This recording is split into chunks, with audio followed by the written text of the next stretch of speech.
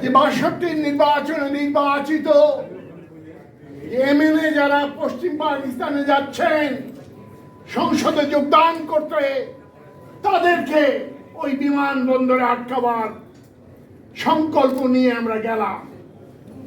আমরা সেখানে মোনেম খান, বৌরার মোহাম্মদ আলী, আরো অনেকের সাথে প্রচন্ড বাদ বিতণ্ডা ধস্তাধস্তি করলাম। একমাত্র ব্যতিক্রম মশিউর রহমান জাদু মিয়া একটা ছোট্ট টুলের উপরে দাঁড়িয়ে আমাদেরকে বললেন, ভাইরা আমার, আমাকে একটু কথা বলার সুযোগ দেন। আমরা বললাম, বলেন আপনি। তিনি বললেন যে আমি মফস্বলে থাকি, রংপুর থেকে। আমি জানতাম না আপনাদের আহ্বান, আপনাদের সংগ্রামের ডাক, আইয়ুবের নির্বাচন, ওই বেসিক ডেমোক্রেসি নির্বাচন, মৌলিক গণতন্ত্রের নির্বাচন বর্জন করার আহ্বান আমাদের পর্যন্ত পৌঁছায় নাই। তবুও আল্লাহর রহমতে আমি নির্বাচিত হয়েছি। আপনাদের হুকুম, আপনাদের দাবি ওই পাকিস্তানের পার্লামেন্টে সর্বপ্রথম যে কণ্ঠ থেকে উচ্চারিত হবে সেই কণ্ঠস্বর আমার। ছাত্র সমাজ জাদু ভাইয়ের সেই বক্তৃতায় সেদিন বিমোহিত হয়ে গেল। আমরা অত্যন্ত হৃষ্টচিত্তে তাকে বিমানে তুলে দিলাম এবং মোনেম খান, অন্যরা নাজেহাল হলো কিভাবে সেই বিবরণ আপনারা জানেন। ভাইরা আমার, সেই থেকে শুরু করে পরবর্তী জীবনে বহুবার বহু ঘটনায় মশিউর রহমান জাদু মিয়াকে আমরা অত্যন্ত ঘনিষ্ঠভাবে দেখেছি। এদেশের ছাত্র আন্দোলনের প্রায় সকল ছাত্র নেতা ছিলেন জাদু ভাই মশিউর রহমানের অত্যন্ত ঘনিষ্ঠ। আমি আমার বক্তব্য দীর্ঘায়িত করব না, অনেকক্ষণ আপনারা শুনেছেন এবং প্রধান বক্তা এখনো বাকি রয়েছে। আমি শুধু এই কথাটুকু বলে শেষ করতে চাই যে মওদুদ জননেতা মাওলানা ভাসানীর যত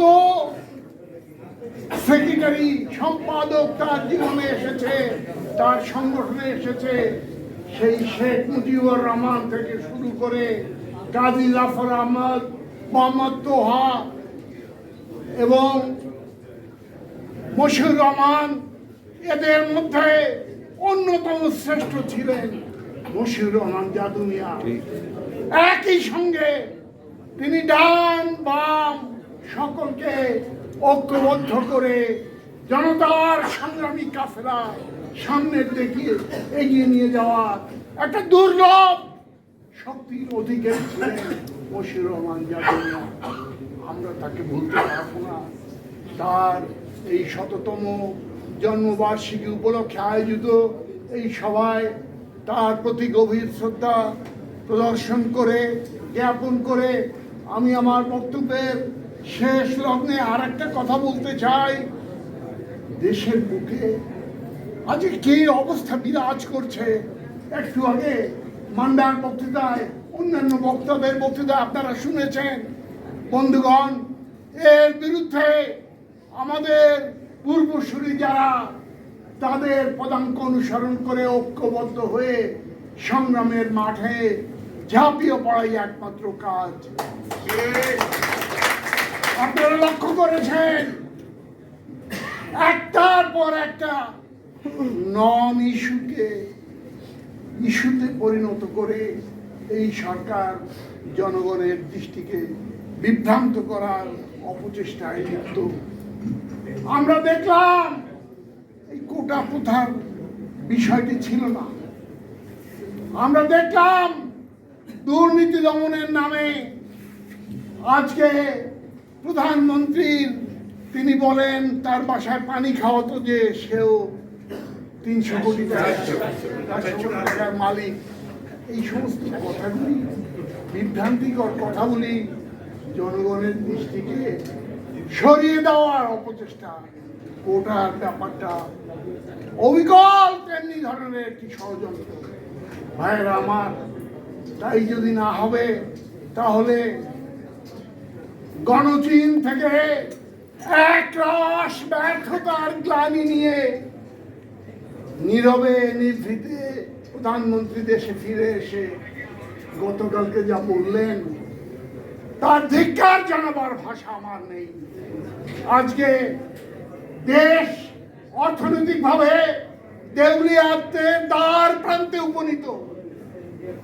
জনগণের দৃষ্টিকে বিভ্রান্ত করার জন্য এই অর্থনৈতিক দৈন্যদশা, এই যে তিস্তা প্রকল্পে ব্যর্থতা এবং সামগ্রিকভাবে জাতীয় অর্থনীতিকে ধ্বংস করার প্রাক্কালে এই যে কোটা আন্দোলনের সৃষ্টিকর্তা প্রধানমন্ত্রী, আপনাকে আমরা সাবধান করে দিতে চাই, এর দ্বারা আপনি রক্ষা পাবেন না।